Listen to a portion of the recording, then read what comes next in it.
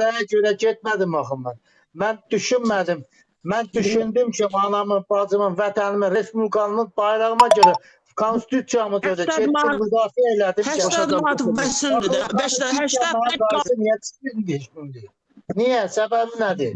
Nə günahım var mən? Bir çörəyə görə?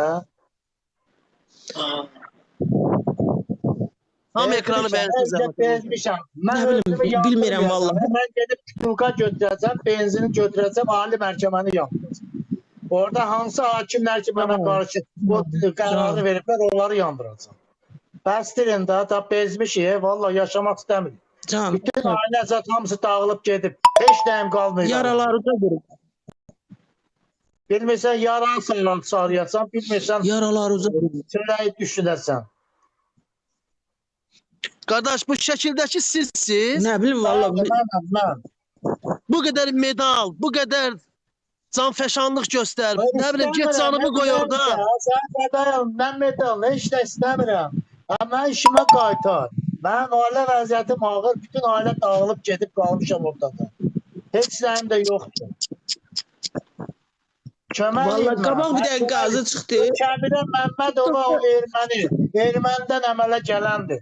Binə Ticarət Mərkəzi rəhbəri, qardaşı Yavər, utanmırlar onlar.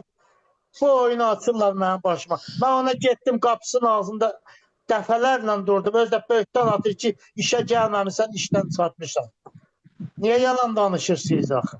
Mən işdə ola mənə deyirsiniz ki, gəlmə.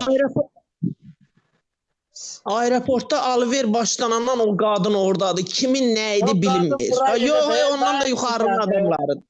Əziz qardaşım, məni nəinki mən, bütün o içərdə o iş adamları hansı ki alver eləyirlər, onları cana boğaza bir manatını saxlayanda deyir sabah verir. Həmin dükkanı bağlayır, təzyiq edir, malını alır əlindən, öz başınaçılıq